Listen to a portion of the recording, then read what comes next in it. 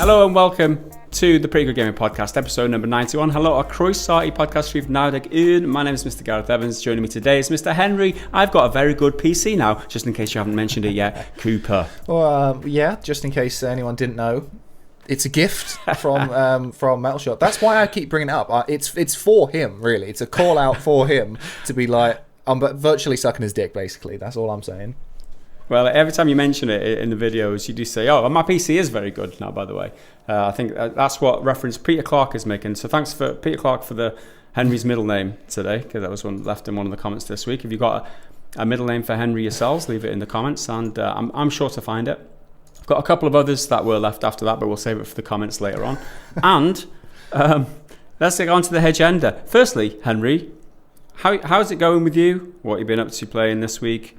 And chat. Give us a chat. Should we have a chat? Well, this week, because there's been nothing new, but with this new all-dancing PC that was given to me by the gracious Metal Shark, which I'm eternally grateful for. That was really hard to get out. I kept stumbling. I've been playing around on Game Pass, downloading a few things here and there, and my most recent adventure has been in The Long Dark, which is great. I've been having loads of fun. I think it's 3 episodes long.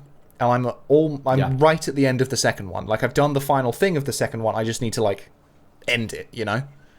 Yeah. Cool. So, if anyone doesn't know, it's an indie game, first person, but definitely not a first person shooter. There's really, not what you're doing at all. Your plane crashes in the middle of the Canadian mountains, arsehole of nowhere. And your job is to survive, basically. And you've got to manage your health, tiredness, temperature, food, and drink all independently. And if you get injured, that will factor into certain ones. If you get too cold, that will be a problem. If you get wet, if you get frozen, all of those are really important things you've got to juggle. So like I said, it's first-person perspective, but it's not like a combat game. The main thing you're fighting is just the weather and trying to eat what you can. Yeah. And there is a bit of a story. It's a game with an incredible atmosphere. I think that the first-person perspective really does well in this game. I played it since it was an early access, and since it was only a sandbox experience before they even did the first-person, the narrative story-based. I didn't actually finish the narrative after it released, but yeah, I've got very fond memories of that game. Just the struggle to survive in itself. When the howling wind comes at you, the wolves and the bears and everything in the world is there to try and make you die, and you've just got to survive as best you can. I think it's a great game. I'm kind of annoyed because there's 3 difficulties, and it's basically the extent to which you need supplies and how quickly your cores will deplete. I picked the default one, which is not my normal rule, as I've said before, which is you've never played The Long Dark before, pick this one. And now I'm like, it's too easy. I've got so much food. My backpack weight limit is constantly at the top. I've got loads of good warm clothes now, so there's much less pressure, and I kind of want that pressure again. But I don't think you can change the difficulty mid game, which is a bit annoying. But at the beginning, I died twice, straight away, because I was like, I can't fucking do shit. I've got hypothermia, and I'm like, so when you get hypothermia, you rock around everywhere, and you can't walk properly, and you're basically on a countdown until you die. And I could see a fire right there, but I couldn't reach it because the controls went all haywire, and then he just died. He just froze to death before he could rescue his friend. Because that's the story, is you crash and you're trying to find your friend, and then you bump into a few different people who are all really fucking weird. It's got this random spooky vibe that I totally didn't expect, but it's really cool. I'm really enjoying blind old woman. Yeah, blind old woman just sitting there in an empty ass town, mumbling creepy stuff. How does she look after herself? What? How is she looking after herself? She looks after herself by getting you to fill her fridge with 8,000 calories worth of food. That took fucking ages. She bribes people. That's how she survives. And it turns out she didn't even help. She didn't even help because she was too dottery and lost her marbles a little bit. Yeah. Yeah, it's a good game. I would recommend that on anyone. I think it was free on Epic Store recently. Yes, I'm pretty sure I think of it. so. And that was a great acquisition. I think it was over the Christmas period, but it was a great addition, that's for sure. Myself, I've been playing Valheim.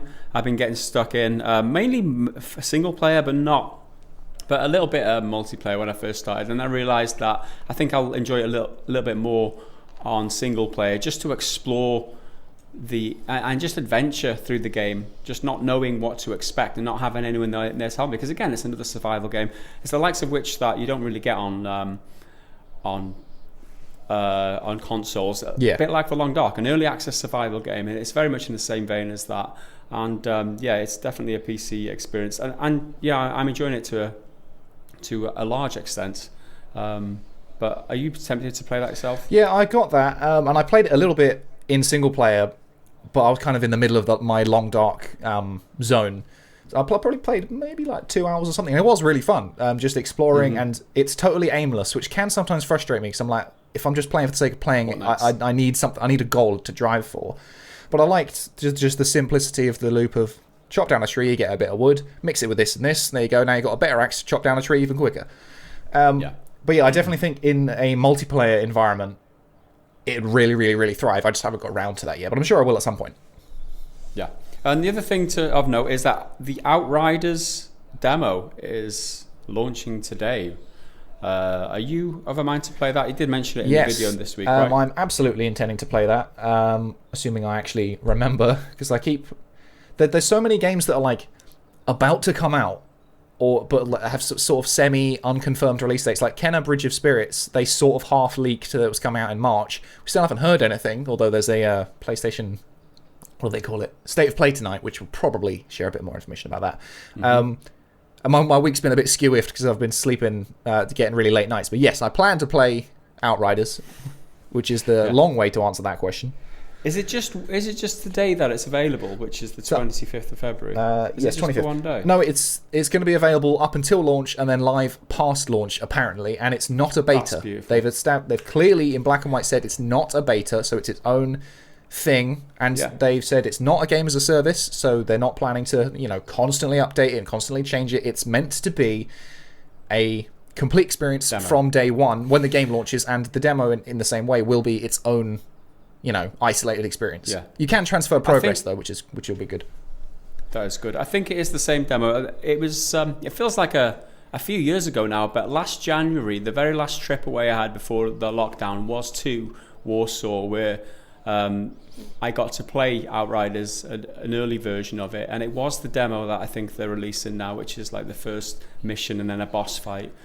And I played it and I enjoyed it. And then there was impressions that came out shortly after that where everyone was panning it for just another generic looter shooter type game.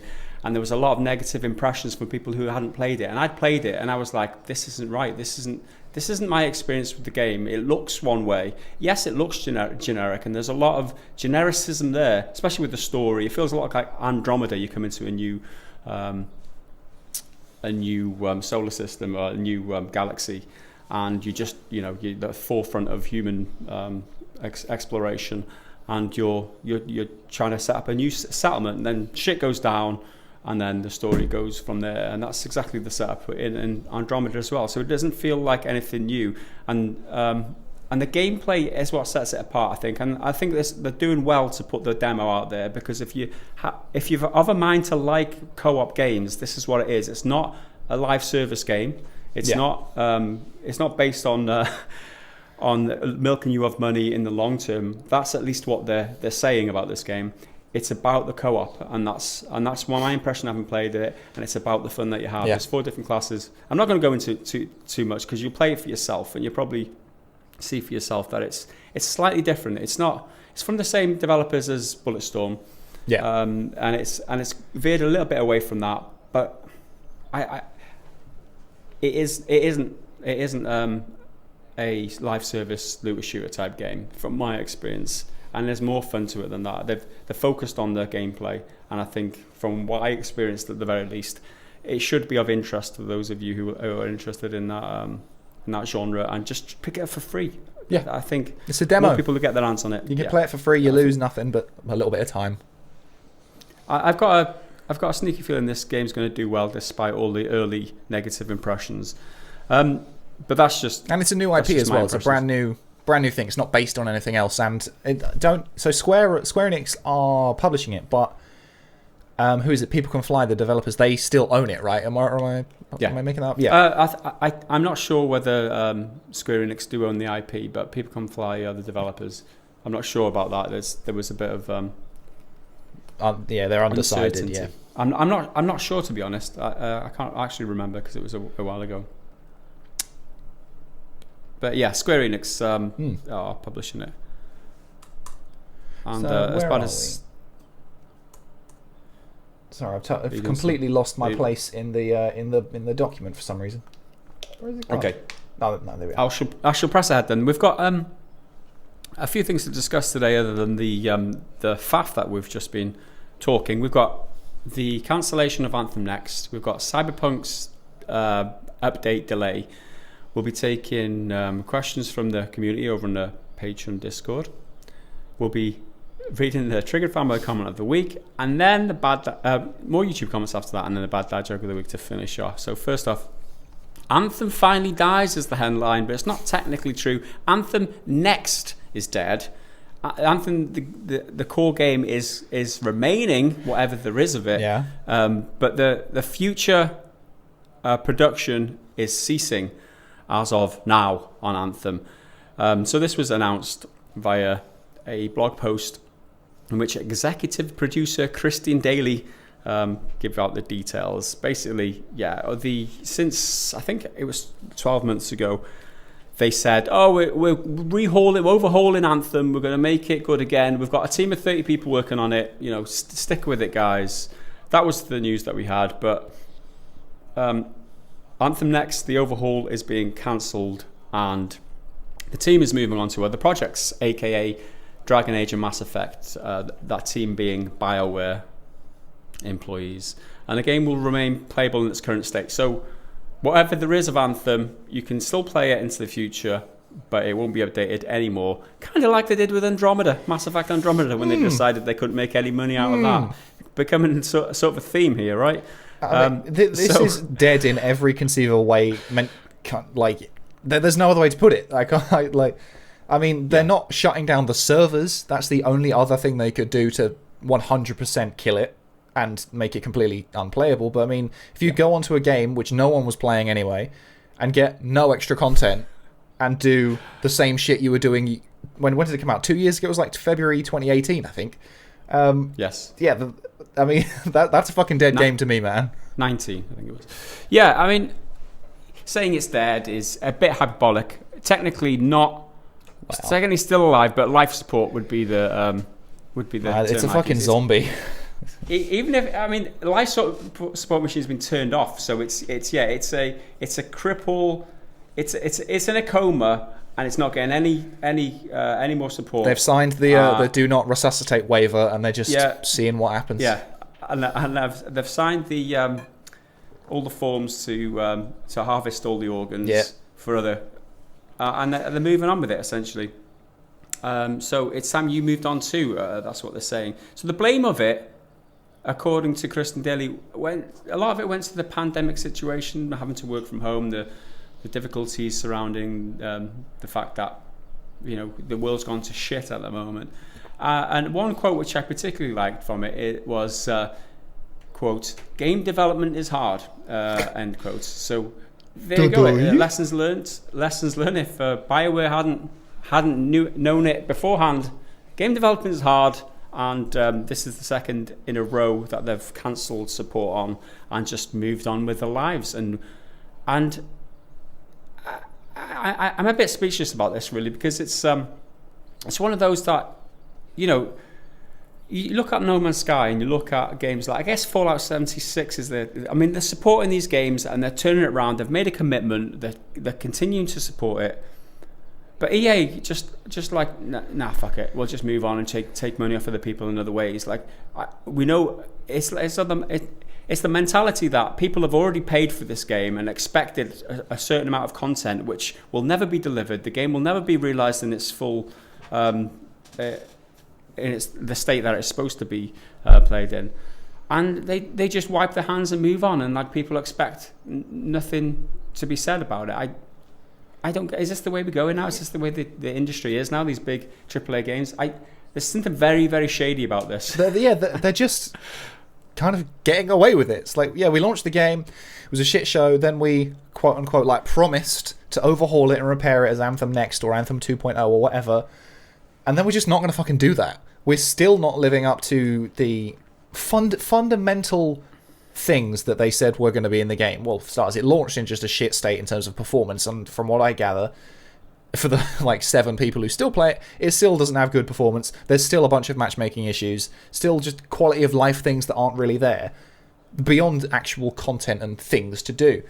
And they've just given up, and it's a total con. People paid actual money and have been given nothing. They got nothing. That's it. You consider the people who might have bought it over the last 12 months on the promise that the game is going to, it's got current content and it's going to get more content in future. Those people have been, as well as all the people in the first place who got shortchanged, it's a scam. This is what this is at this point. I can't think of any other major games as a service game to be cancelled in this way. Games as a service is supposedly... you get support long into the future. This is 2 years down the line. This is unprecedented. I can't remember this happening before in another game, and it makes me think the whole gold rush. I think that the way I characterize it, of gaming, huge AAA games in companies trying to capitalize on games as a service looter shooter based games. A lot of them plowed loads of money and resources into getting a game like this. BioWare were a historically single-player, narrative-driven game developer, jumped on the bandwagon because EA pushed them into it. They jumped out of Mass Effect Andromeda onto this project, and all singing, all dancing. This is BioWare magic. You look, BioWare, it's going to be huge. Everyone knows BioWare. Completely tarnishing their reputation in the process. A complete stillbirth of a game, and now they just. It's a gross thing to say, but it's exactly what it is. It's fucking something. I thought of something, but I don't even want to say it because it's so unpleasant.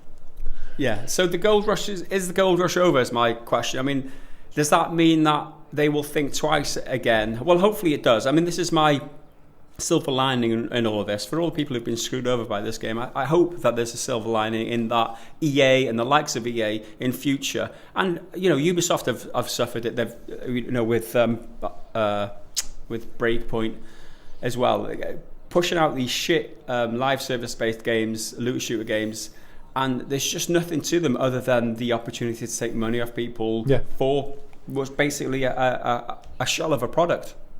And I think that hopefully, at the very least, this gets them to reconsider just shitting out these games year on year, just throwing a load of generic bullshit crap into one meal, eating it all up, and then shitting it out for people to try and take money off people. People are wising up, and hopefully, this won't happen too much in future.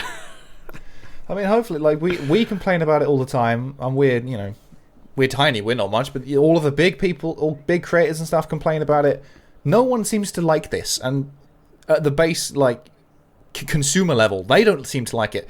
Media figures don't seem to like it. Nobody likes it, apart from EA, and clearly they don't like it that much because it's not fucking worked for them. So surely they've got to learn. Are they that stupid?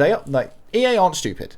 Andrew Wilson's not stupid. They are intelligent business people who are very good at extracting money from people. But clearly this one didn't extract enough money from people. So they need to revise their plan and figure out how to extract more money from people. And I think a good way to do that is make a fucking game that works. It's pretty simple. Yeah, that has enough content to keep people playing. Yeah. And the other game, which is, I guess, in critical condition at the moment, is Avengers. I think that's the next big one to fall. I think the last domino. If any of them do, it'll be Avengers. And how the hell can they screw that up? Being one of the biggest IPs on the planet, made into a game, and nobody's playing it. The people playing this game now are very few and far between. And they just dropped a new content in the form of was it Hawkeye? Yeah, I think he's not out yet. He's out in March, but I mean, soon. How much of the game is even left at that point? How much of the fan base? There's virtually no one there. Yeah, it's echoing the exact same mistakes that Destiny made, that Anthem made, that the Division made.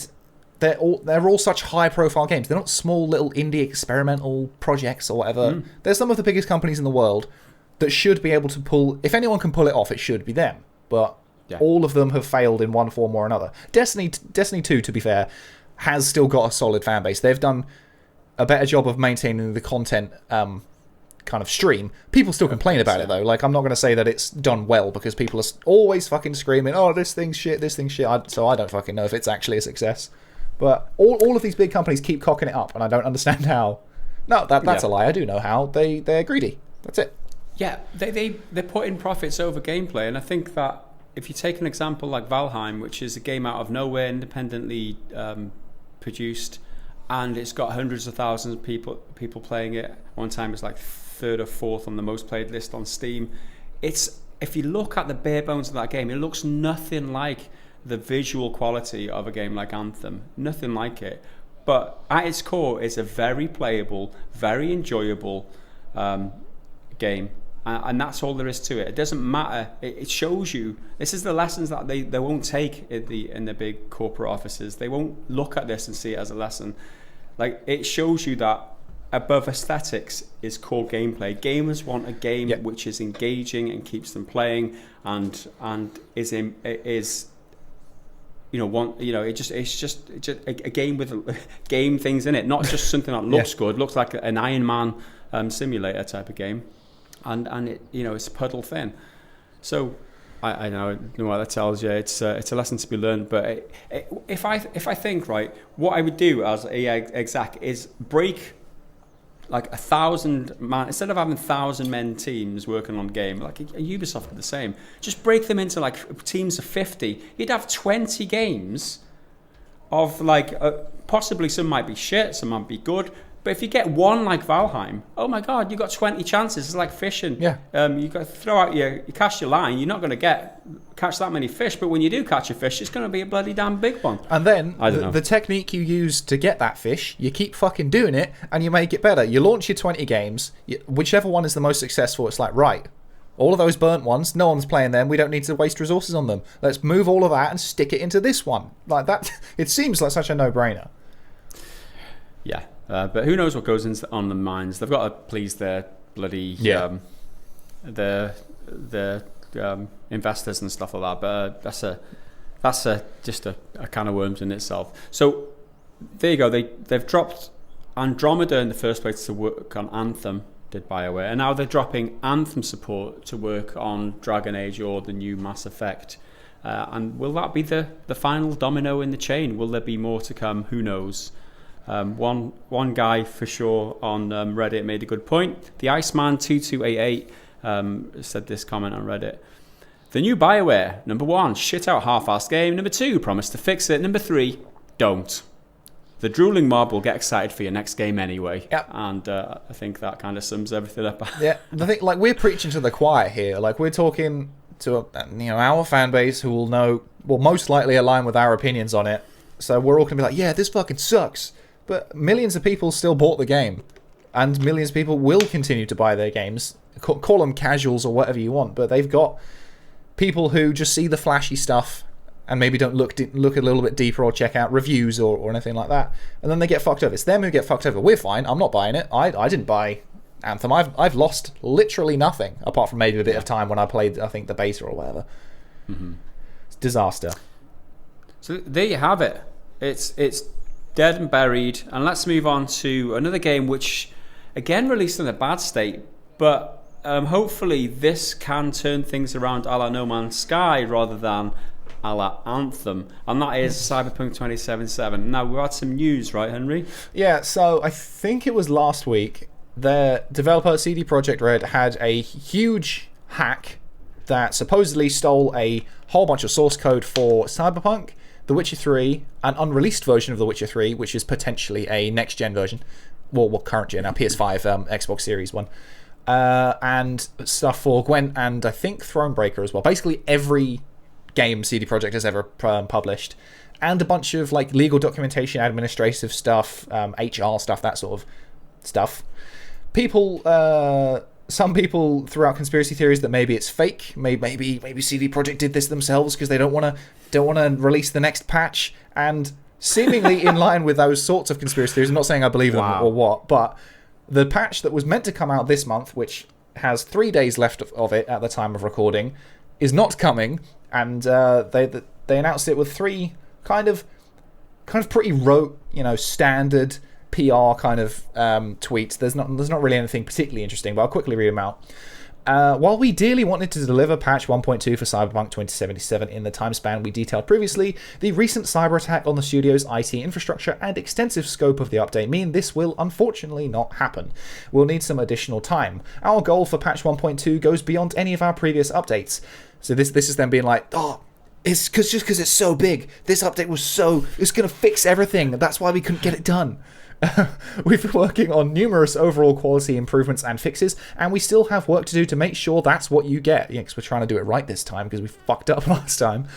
With that in mind, we're now aiming for release in the second half of March. So it's not a huge delay. It's kind of about a month.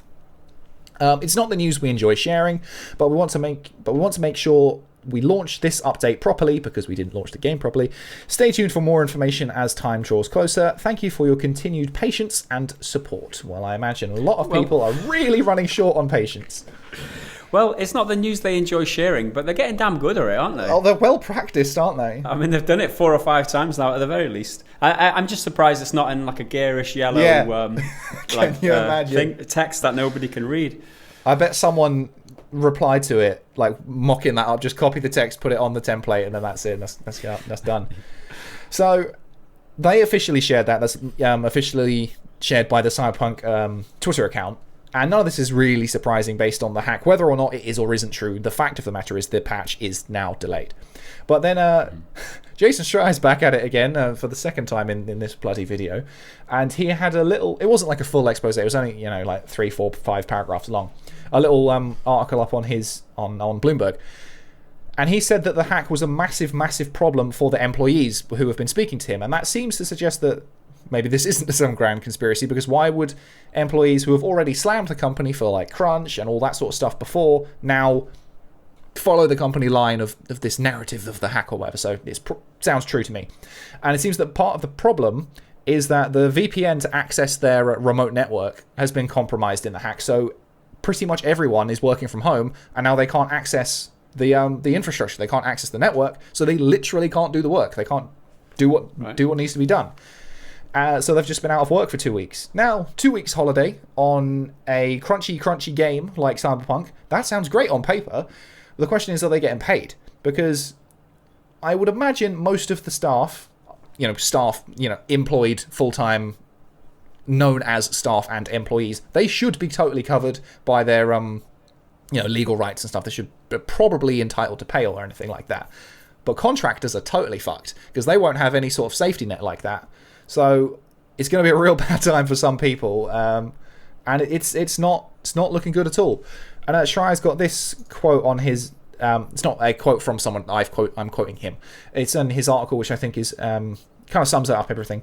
Despite the unplanned vacation, the hack has been a nightmare for employees. The invaders may have had access to their personal information, including Polish identification numbers and passport details, leading the company to tell staff to freeze their accounts and report the security breach to relevant parties, said the people familiar with the matter. Workers were also asked to ship their computers to the company's IT staff to be scanned for malware and other intrusions, the people said. So it seems like it's a much more severe hack than CD Projekt would have us believe at the beginning. Because they said, no personal information has been compromised, just a few legal bits and bobs, but evidently some of the staff information has been compromised, which is a real big, big problem. And these guys are getting screwed over. Yeah, absolutely. I think it's not a great situation for anybody involved. Cleaning up all this shit. It's going to take time and effort, and the fact that this delayed the game is bad for the players as well. So nobody's left this situation unaffected, and it's just like it has nothing much to say about it, really. It's just an unfortunate event. I mean, I feel very sorry for the employees who have to change. Their account details compromised. They have to change their what did they say? Freeze their accounts and report security breaches. Oh my God, that sounds like an absolute nightmare. Yeah, absolute nightmare. We can't really be angry with CD Projekt. I mean, this is one of the times where you just got to give them a pass. I mean, for all the shit that they've caused by releasing the game in early access, not in early access, but in such a bad state. Might as well have been. They don't deserve any of the blame for this. I mean, you shouldn't, you should not be held to ransom, and you should not blame them for having to delay the game where they technically can't do anything about it, and it's just like it seems like it's going from bad to worse for them at the moment. Yeah, I mean, some people will be being malicious online because that's what people do. They deserve this for releasing a bad game. It's like, right, we can be critical of the game, we can easily be critical of the management because everything that has gone wrong has been on their decisions. But the regular employees, they're just ordinary people, and they've been screwed over. They've done absolutely nothing wrong. They've done nothing to deserve this. They probably worked really damn hard to release that, on whatever their part of it was, like the music or this. I made a really nice looking Coke can, and I'm real proud of that. And now I've had my bank details leaked to random people on the dark web. So it sucks.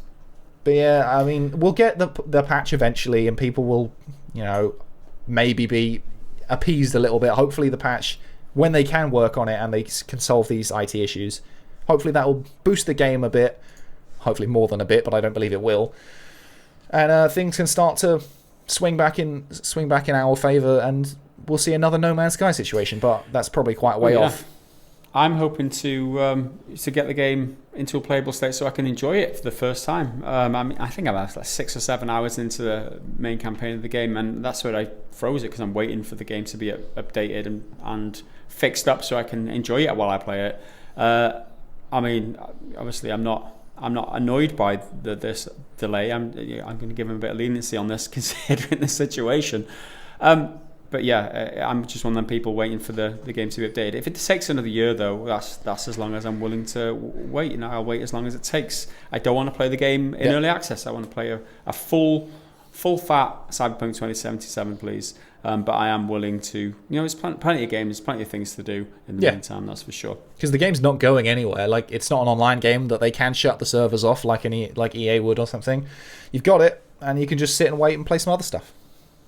There you go. So that is the update on the Cyberpunk situation for those of you who hadn't heard the news. And then let's move on to the next segment, which is the community segment. So we're going to read some questions now from the Patreons over on the Discord channel. And in order to ask us a question, it is a reward for the supporters of our content over on Patreon, which is patreon.com/prettygoodgaming. So if you do want to get early access to the podcast by 2 days, you get it released on a Friday, whereas the public gets to see it on a Sunday. That's one of the rewards for being a patron, as well as asking us questions on the podcast and access to the patron-only area on the Discord. Sign up at patreon.com/prettygoodgaming. So let's move on to the questions. There's always a big one to start, and I always give it to you. So, Henry. Actually, before we do that, apologies. I always read out the people who have donated this month, they're taking the decision to support us. And this week, Dioto Orion has increased their pledge from $1 to $5. So thank you very much for the increased pledge. Every single dollar makes a difference to us because because without support we wouldn't be able to continue making content. The fact that we are able to generate content at the moment is almost a bit of a miracle, let's be honest. So if you are of a mind to support content and you do like the content, please consider signing up for a donation and keeping us going. So without much further ado, Henry, let's take the first question. Right, this long one. Okay, it's from Lord Crisp. You had a comment in the podcast of week 6. Bloody week 6, that was a long time ago. Surely that's got to be like 86 or something. Surely that's a little more recent. Anyway, that mentioned more coverage of stuff like indie games. It got me thinking, is there a reason you don't cover that stuff on main, in inverted commas, videos? You say you often talk about it on the podcast, which is correct, but you also often mention yourselves that you guys only have so much time to spend on leisure things. Everyone else has the same issue. For example, talking about indie games on the podcast is, for most people, the same as not covering it at all. Yeah, arguably so. It's only the invested people like us on the Discord that cares enough to actually see or hear the podcast. Optimally, you would make an actual video with your thoughts on those things. Excuse me. For example, your thoughts on Hades. That was that was put into not just one but two podcasts. Obviously, you guys loved it enough to talk about it. I guess my question here is there a reason you don't at least cut it out of the podcast and release them as cutted segments on YouTube? You do have dwindling subscribers, and more frequent videos is good for the algorithm as far as I know, and generally better for user engagement. Oh, that was quite long. Is there a reason you don't at least cut out the podcast? Is there a reason? Yeah, it's again packaging it up in another video. I mean, I guess we could do that. We've done podcast segments before, but most of the time when it's indie stuff, people don't care. Like it's doing a dedicated video on it. It's a lot of work for very little outcome. But cutting it out of the podcast is reasonable. But because our podcasts are over, we're separate. There's all of these extra issues of technical issues, and we're out of sync, and it just makes it less digestible. I think anyway. I think it may be something I could do. I'll have a think about it. I mean, sometimes I might do it, but it's difficult because if you're cutting out a piece of the podcast to use as a regular video, a lot of the times you're going to have to stick B-roll over the top, so it's not just our ugly faces. So because people want to watch a more engaging video, and then it takes some editing too. Yeah. So again, it's not just a case of like just trimming it and throwing it into another video and then uploading it and sticking a package on it, because you need an intro, you need an outro, you need media on top. So it takes some editing, it takes some back-end work on YouTube to program it, do a thumbnail, all that sort of stuff. So there's a time investment on that side. More frequent videos is good for the algorithm. I'm not so sure it is. In my experience, having worked on YouTube for over 11 years and having actually it's 12 years now, having scrutinized the algorithm for much of that time and agonized over what went right, what went wrong, what works, what doesn't, I've built up a certain amount of experience, and in my experience with the algorithm, it doesn't matter how often you upload a video. It does not matter at all. What matters is the engagement and how long people stick around in a video, and basically how much like a previous video your videos are. So the algorithm loves videos that are the same. Like that's why you see 5 videos to do with Fallout 76 in a row on the Young Ye's channel, because they all do pretty well. Everyone knows what to expect. Everyone watches through it. A diverse content doesn't work with the algorithm on YouTube. So to start an indie feature type thing is a hiding to nothing in my eyes. The more consistent types of content, the better. The fact that we're leaving this podcast on this channel now really doesn't help the algorithm, because not a lot of people click on the podcast versus the regular shows. In fact, it's not that much of a disparity these days, but the daily triples do get a lot more, in general, a lot more views, and people stick around to watch them. So yeah, I wouldn't take the assumptions about more content is better. I take that with a pinch of salt, that's for sure, because there's a lot more to it, and also YouTube also likes to move the goalposts every so often just to fuck with you, in case you've got an insight into how the algorithm works, and so to make it become an exploitable, so that people can't just like print money with it. So it's I just, again, we've tried it in the past, and again it's questionable whether it does work or not, but it's definitely something we could think about. It just has to be done right. I mean, yeah, that sounds like we've answered that. The short answer is YouTube's algorithm is fucked, and will do what it wants. It's not as easy as all that. I know I thought I'd go through that just to show you, just to explain to you. So instead of saying not quite sure about that and then moving on, if I give you a little bit of my insight, then you can start to see that it's very muddy. It's not just clear. It's a very muddy situation. But thanks anyway for this suggestion, Lord Chris. We appreciate it. And indie games. You covered one on the podcast on the Daily Triple this week, right? You just what was that new one that's coming out? Completely spontaneously. So I was looking for a one extra segment at the end, and I didn't. There were a few like medium-sized things, but nothing little. Normally it's like a trailer or just like a single fact or something. And then I found this game called Narita Boy, I think, and it just looks really cool. It's like a 2D pixel art Metroidvania, which is a very, very broad description, I know, but it's meant to be heavily inspired by like 80s sci-fi, and you're a guy who gets sucked into like some digital world, very like Tron, and the gameplay's got like a sword, and it just looked cool. So I thought I'd shout it out, and it felt very spontaneous, so I thought it was fun.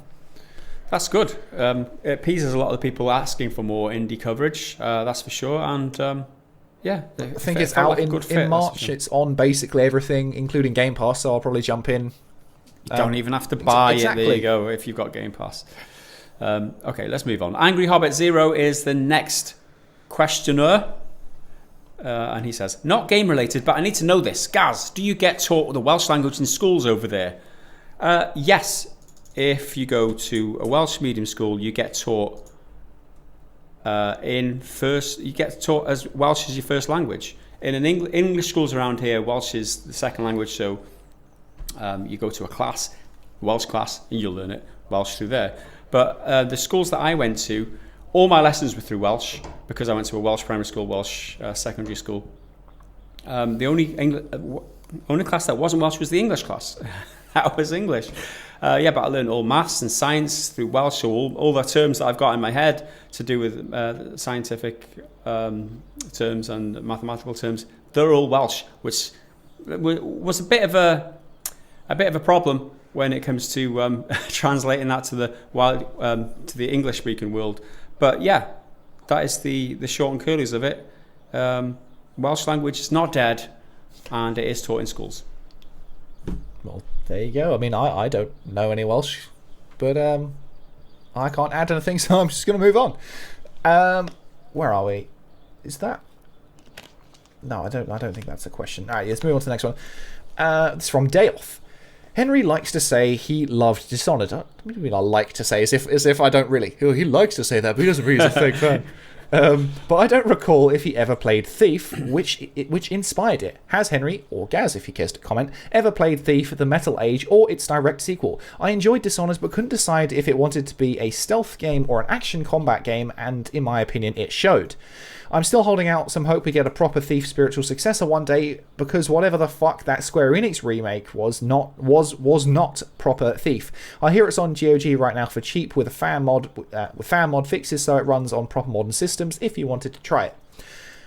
Thief, I understand it's one of the pioneering stealth games, but it's a very PC game, and as I've explained, I didn't have a PC growing up.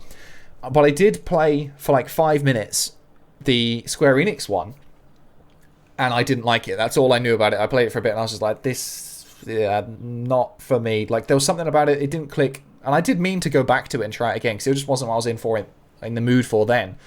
But I never did. But Dishonored is where it's at, man. It's Dishonored is definitely a stealth game first. It's got action in it, so you can fight if things go wrong, because it wants to give you more options. So I think there's a lot of games that walk really, really hard down the stealth line. Dishonored tries to be a bit of both, but I'd still say it's a stealth game first, personally. Yeah. When did Thief come out? Thief Deadly Shadows 2004. Thief 2 2000. 1998, which was the same year as Tenchu Stealth Assassins. So yeah, that was the game that I played. I played Tenchu. So Thief the Metal Age was 2000, a couple of years after. So, yeah, when it comes to stealth games, I was interested in Thief at the time, because I was being 17, 18 years old around the time of the original Thief game. For some reason, I just veered towards Tenchu, and I love Tenchu. I always have done. So, those are my roots in stealth kind of games. But, yeah, I never played Thief. And I don't think I'd play such an old game now, because I don't think they age really well. And stealth isn't my favourite genre either. At the moment, I play another Tenchu game, but I don't really enjoy stealth that much. I don't know. I just can't get around the. It's just the spatial awareness inside a video screen, inside a TV screen that gets me, like, having to know all the angles and look all directions. It just overwhelms me, and I'm just shit at it. So I'll be honest with you. Yeah. So it's not my favorite genre, but I was more of a Tenchu player too. But thanks for your question, Dayoth. What was still enough for some get some proper thesis pleasure? Yeah, hopefully it answers your question. Next up then. Oh, we got another question from Dayoth in a bit, but Durlox first. Now that you're both hardcore PC gaming players, which one of these 3 titles are you more excited for? Diablo 2 Remastered, Diablo 4, or Diablo Immortal? So there's a bit more information about each of these games here. Diablo 2, if Warcraft 3 Remastered is still a shit show, imagine Diablo 2. And then Diablo 4, which he says, Diablo 3 at launch was a shit show. Remember when people couldn't log into the servers for a single player game? The marketplace, the uninspired idiotic storyline and the dialogues. And then Diablo Immortal, don't you guys have phones? Are you excited for any of these? So there was a BlizzCon event recently where they said Diablo 2 Remaster's coming along, and it was a bit of a semi big news story, but I just don't care. It's not something I'm really interested in. I played Diablo 3 and it was pretty fun, but it's not, as you say, the story I thought was rubbish, but it was fun to play with other people, and I'm not crazy about the loot grind, as I've said many times, but playing it with other people made it quite fun. Diablo 4 does look cool, so out of all of them, probably Diablo 4, and I didn't know Diablo 3 at launch was so poor, but given that it's Activision Blizzard, I would expect the same sort of situation. So Diablo 2, don't care. Diablo Immortal, I don't care. But Diablo 4 is probably the one out of all of them. And even then, to be honest, I don't care that much. I'm exactly the same, pretty much. I think I might try Diablo Immortal if it's free. It's a mobile game. It has to be free, right? I don't know. I tried them all. I'd be interested in them all. I'd have to see what the reviews are like. But Diablo 4 would be my... I just like to see what they've done with the game. I did enjoy Diablo 3. I completed it, and I'm itching to play it again once Henry finishes with it and sends me the cartridge back. Well, we haven't seen each other for a year, so yeah. I think I will play it again at some point, but Diablo 4. I'm just interested to see what they do with it, because I do rate Blizzard as a development studio, and I think. They do have well thought out games, and I'm pretty sure that the game will be fun. So yeah, not overly excited about it though. Okay, now we've got another question from Dayoth, if we're ready to move on. Kingdom Come Deliverance. Liked it or didn't like it? Should they make a sequel? This is another long one, so bear with me. Should they make a sequel in medieval/Renaissance Europe again, or should they try something different? I, for one, think they have a ton of potential creating historical open-world FPS RPGs like Kingdom Come Deliverance and exploring histories in other areas of the world, because they'd be the Final Fantasy of historical RPGs. Kingdom Come 2 could be ancient Babylon or classical China. They could have one in pre-industrial Spain or Portugal, and we get to experience early firearms and entirely different melee combat. Brackets, because shields and armor started going out of style when gunpowder became more widespread, so thinking musketeer or colonialism kind of eras here. Not yet done my first Kingdom Come Deliverance playthrough, but damn it, do I want to see those sorts of sequels now, where they focus on a different region/culture or a different era each time. I didn't play Kingdom Come Deliverance. I kind of wanted to, but never got around to it, because it's one of those... It's very realistic, so there's quite a high barrier for entry. So I was like, oh, that sounds really cool, but it's not what I'm in the mood for right now, and that time just never came. But yeah, I love the idea of a decade or century hopping franchise where it's a totally different story each time, but you're a different setting, I don't know, for ancient Japan, or ancient Babylonian would be really cool, or ancient Egypt, any different time period, because it's what Assassin's Creed sort of was known for, and now it's known for being shit. Yeah. Kingdom Come Deliverance, I played it. I highly anticipated it before its release. It did have problems with bugs around release. It was developed by an independent mid-range mid-tier independent studio.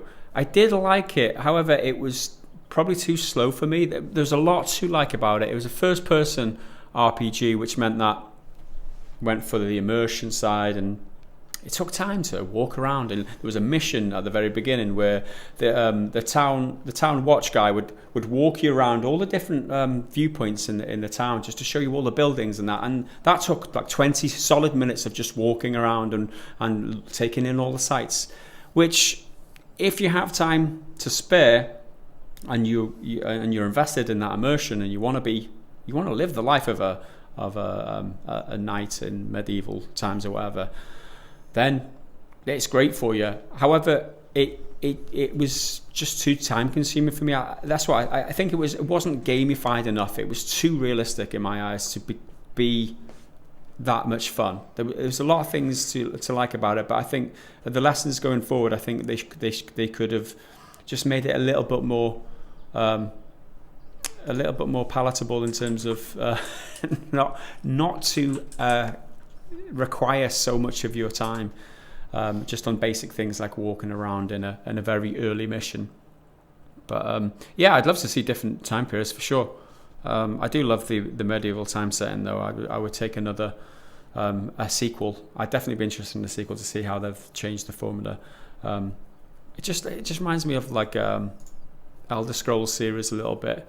And I think what Elder Scrolls had over it, even the Oblivion, was that once the very beginning tutorial section of the game was done with, you were your own person. You can go and do what you want, and the world opened up to you. It's not kind of like that you can do that in Kingdom Come Deliverance, but you're a man. You're on a mission. You've got like friends, and you're Henry. You are Henry. I won't lie. That is the reason that I did want to play it, because I knew the protagonist had my name. Oh look, Henry's come to see us. Yeah, I had my criticisms of the game, but I did enjoy it to a certain extent. I would like to see it expanded and just improved, to see what they could do with the sequel. That's for sure. Thanks for the question number 2, Day Off, and Tons is next and last, I believe. And he says, by now we all know Anthem is dead. You probably talked about it in this very podcast. Indeed we did. My question is, how are you guys looking at the future of BioWare? The list of studios EA has killed over the years, legends like Westwood and Visceral. I feel like the Mass Effect remaster and Dragon Age 4 don't connect with the audience. If the Mass Effect remaster and Dragon Age 4 don't connect with the audience, this might be it for the legendary studio. How do you guys feel about BioWare and its future as a studio? Yep, I fully believe that less Mass Effect, because that's basically a home run, because that'll sell, because people have been begging for it for ages. Dragon Age 4 is a bigger question mark, because there's a few development problems and teams moving around and stuff. If that fails, I don't see much more of a future for BioWare. But that said, it's not really traditional BioWare anyway anymore, because most of the higher up vets who are there have fucked off to other studios and moved on to greener pastures. So yeah, the team that's there now is virtually just a new studio. I think that is the crux of it, is that I think it was December, it was announced that Mark Dara and Casey Hudson were leaving the studio, and they've been the backbone of the studio. I mean, Casey Hudson had been away and came back again, but Mark Dara had been there since years and years, and the fact that the two of the biggest names in BioWare have left, like, is it even BioWare then? All it is just I know there's a lot of people there who had worked there for years, but they could easily just throw in a new management team and decide that I want to call it something else and not BioWare anymore, or disperse some of the, and just reassign some of the employees. It wouldn't be a big stretch, is what I'm saying. If the leadership have gone, it's not going to be a big stretch. It's just to wipe them out and start again, and reallocate the staff, let's say. So I don't know. Let's hope that doesn't happen for the sake of the heritage of BioWare. But I wouldn't put it past EA in the slightest. EA is EA, and it's going to do what it feels is best for the bottom line, and that's it. That's just the end of it. That is the end of it and the end of the questions. Thanks everyone for leaving the questions. If you've got a question for next week's podcast, leave it in the podcast questions section on Discord, and we will pick it up and read it out in the next podcast. Next up is the section everyone loves, which is the Chicken Fanboy Comment of the Week. Right, Henry, strap in. Gambit77 says, "You're so ignorant. Hong Kong is a city in China. For a long time, it was a British colony. Sorry, for a long time, was a British colony, but the British returned it. You're thinking of Taiwan. You shouldn't talk about politics because you're dumb." I mean, you could swap in loads of places. You're thinking about Taiwan. You're thinking about Tibet, because China doesn't like to let other people have things. Right, so there's a full name for what Hong Kong is, and I'm trying to find it. Yeah, so Hong Kong is a Chinese special administrative region. It's its own place which governs itself. Yes, it's not a state. It is part of China technically, but they run themselves with their own little government on their own. And did you not fucking see all over the news for weeks and weeks last year the little thing called the Hong Kong protests and the Hong Kong riots and whatnot, where police were beating the shit out of people protesting because they didn't want China to have more power than they needed? For a quick recap, there was a bill that was going to be passed which meant that criminals in Hong Kong and a few other places, it extended to a few other places, criminals in Hong Kong could be extradited to China, where China could do whatever they want with them, and China has a notoriously bad rep for treating prisoners. Just look at any story over the past year. They've been doing all sorts of shit. And the civilians in Hong Kong weren't having any of it. Literally millions and millions and millions and millions of people protested. So maybe switch on the news if you're going to try and talk about politics because you're dumb, and use is instead of it's, you little fucking weasel. Gambit. Ooh. Oh, there you go. A harsh rebuke there from Henry. Throwing in the insults. You're thinking of Taiwan. No, I'm not. You're so ignorant. I mean, is he really? Just because you choose that China owns Hong Kong, and we choose maybe to report that it isn't owned by Hong Kong, and then it wants to be independent, and many people are willing to die in Hong Kong for that fact. I mean, if you ignore the political status, the political situation, and you ignore those facts, then China technically does own Hong Kong, but there's more to it than that, and you're ignorant in the fact that you're not acknowledging that just in order to throw that ignorant word at Henry. You ignorant motherfucker. I mean, just to quickly be a bit more specific, according to Wikipedia, there were, in the Wikipedia page, 2019 to 2020 Hong Kong protests. 2 people died. There were 2,600 plus injuries. 10,000 people were arrested. 2,450 people were charged. And 5.35 billion Hong Kong dollars, which is 755 million US dollars, was done in property damage. So it's a pretty big deal that this place were having some problems. So maybe I'm not talking about Taiwan. Like, it's recent news. How can you forget? I don't know. He's got his own agenda. He's trying to prove something. Maybe he is Chinese. Maybe that's the case. Yeah, maybe he's Chinese. Maybe he's a pro-Chinese person. Either way, say it like it is instead of just trying to beat around the bush and make out that we're ignorant. Just tell us you like China. Tell us you support China. There's nothing wrong with having a point of view. Anyway, you just have currently the wrong one. Yeah, there you go. So that's the Triggered Fanboy. Do you have any comments from non-triggered people this week, Henry? Okay, I thought this one was quite funny because I didn't even realise it. I think it's from last week's podcast, which was Nintendo Direct Rundown, the medium impressions, Triggered Fanboy, blah, blah, blah, blah, blah. Nintendo Direct Rundown specifically. And this person, Raven Knight, who comments regularly, excuse me, he comments regularly and often comments like multiple times, said, "Good analogy, since the Direct was pretty shit." What was that analogy? For the rundown, it took me a minute. Like when I read it, the Nintendo Direct rundown must be like shit running down your leg or something. I thought it was quite funny because I didn't notice, and clearly you didn't notice either. So I thought that was quite a fun little accidental pun. There you go. So I've got another one here. We talked about it earlier, but Peter Clark came up with the middle name Henry. I've got a very good PC now, just in case you haven't. I haven't mentioned it yet. Cooper. In response to that comment, L Waves comments, "Henry, splash it all over Cooper," or "Henry Brute Cooper." although that one may have been used already. And then Peter Clark comes back. Henry shit-faced on a trampoline, Cooper. All of which they're all accurate and fair. There you go. So I did like them. So on one, I think it was Tuesday, Vampire the Masquerade Bloodlines 2, which is a really bloody long name and very difficult to say. When I'm recording that, I fuck it up so many times. Has been all but cancelled by the publisher. The publisher took it away from the developer because it was in such dire straits. But then I made a comment saying, I tried to make this one shorter, but my internet still let me down because the upload was really slow and it didn't. I wanted it to be out earlier, then it was a bit late. Someone, Fatcap, with PH, Fatcap, said, "Don't worry about it. You're always letting us down." With a little heart emoji, which I thought was quite fun. And all I could say in response was, "I can't dispute that." And I thought that was funny. That's fair. On the Vampire the Masquerade story again, Gregory Gunn comments, I guess I know what Jason Schreier's next hit piece is going to be about. I mean, hit piece is a bit unfair because...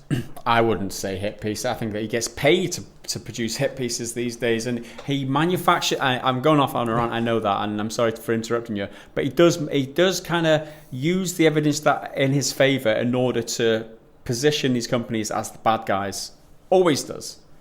True, I think hit piece would be accurate in my. But opinion. I think maybe I think hit piece suggests that it's undeserved. I think many of these companies do deserve it. So I think a hit piece is undeserved and like you're pointing at them, but even though they've done nothing wrong. Whereas I think these companies have done something wrong, so I don't think hit piece is quite justified. Fair, but that's a semantics game. Anyway.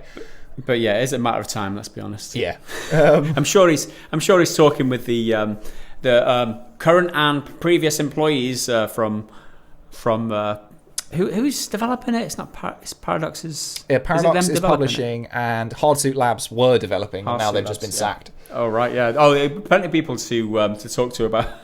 Yep, there'll be plenty of people to talk to, previous employees and the like. So I've got a little one here from, I think it's Friday's video, which was the main story was about Konami maybe outsourcing some of their IPs to a few different studios. There's always a rumour something going on with Metal Gear and Silent Hill stuff. And this person, Carful Lynch, said, "Henry, I really appreciate that you put things under a bit of analysis rather than reading verbatim from articles." I like seeing comments like that because so much of what I don't watch it, but I'll click on a video and all it is them reading word for word this sort of 800 word thing, and it's so dull. I'm like, if I want to read it, I can read it myself. I want you to summarize it, break it down, and get to the point. And I glaze over. I watch virtually zero news channel, like gaming news channels now, because I can do it better. I just do it myself. But yeah, I'm glad you appreciate it because I think more people need it. Yes, that is true. So smokification comments. So, does leaving a comment boost your stats? Because I've been watching all your videos and asked this previously, but you never answered this question before. If it makes a difference, I'd be happy to leave a comment on every vid, along with a like. Just can't afford to miss a single pound, but be happy to help in any way I can. Nice question, smokification. Yeah, apparently the algorithm likes when you click like and when you comment. It means that you're more likely to be served up one of our videos in future. Our content gets bumped in your algorithm, which means that we get helped. It helps our exposure. I'm not sure whether it necessarily helps us get a wider audience, as in people who haven't watched our videos before get recommended our videos more. I'm not sure about that, how that works. But it definitely helps you see more of our content if you comment and like, which in turn definitely helps us. And like you said, if you can't spare a £1 for Patreon or $1 or whatever it is, then that is definitely a way that you can help us continue to get views and prosper. Yep, and it's nice and easy, low effort. So I like that you opened it with apparently it helps, because no one really knows. No one really knows how this bloody algorithm works. It might help today, it might not help tomorrow. We don't know. But if it just to cover all bases, just do it. Yeah. Do it, yeah. Kick the bell, that helps too, apparently. Yeah, it's that's one of the YouTubey things to say.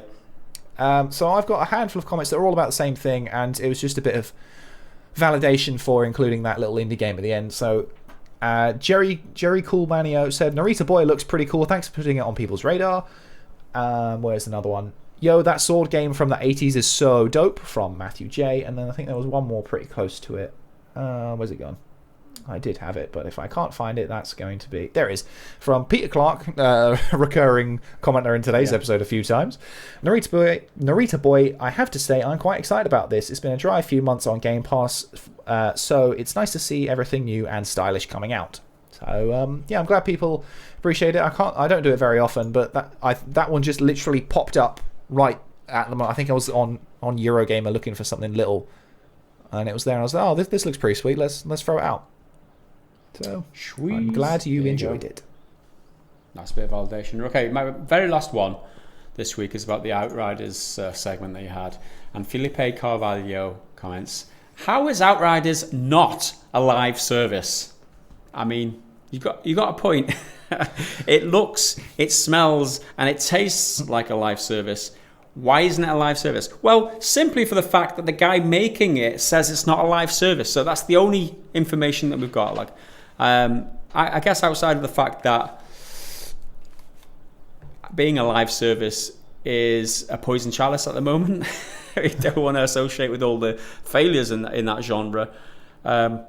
So pitching your game as not a live service is probably the best thing to do at the moment. Who knows whether there'll be microtransactions and cosmetics and all that sort of nonsense in it. We don't know that for certain yet. It's Squeenix Publishing, so that's a bad omen there. But we're not sure. Live service means that they're not supporting in future. Maybe it's just a multiplayer game with a main story. It's like a single player game, but it's a multiplayer game, and it's not a service, as in we're not generating content over the long run. I think that's what he means by that. We're not going to be supporting it into the future.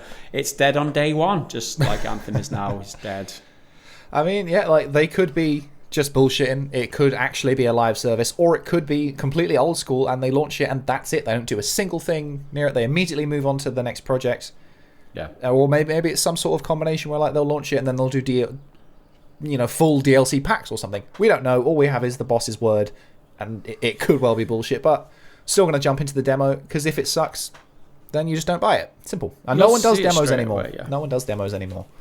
You see it straight away, and I think that for that very reason alone, the fact that nobody does demos, or if they do, you can play it early access, you can get access to our beta if you buy it now. It's like, what the fuck? It's not a beta. That's a marketing ploy, is what that is. It's trying to get you to part with your money, and promising people to play it early in a bad state. That's just nonsense, is what that is.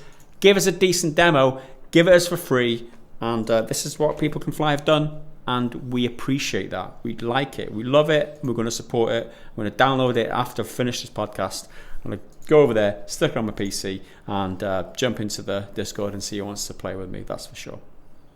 And that is the end of my comments this week. Do you have a... No, that's my lot. Any more? I'm all out of comments. That's your lot. Okay, so let's move on then to the next segment of this podcast, which is the Bad Dad Joke of the Week. This bad dad joke is courtesy of Frozen Monkey on the Discord. Archaeologists excavating a pyramid in Egypt have found a mummy covered in chocolate and hazelnuts. They believe it to be the Pharaoh Russia. That's awful. Russia. That's really bad. Frozen Monkey, you have my salute of approval. It's so bad, Shocking. It's good. But it's not. I just think it's far too clumsy. Pharaoh Russia. There you go. What else needs to be said other than thanks for watching the podcast, and thanks for supporting us. Patreon.com/prettygoodgaming really helps. Please do that if you can afford to.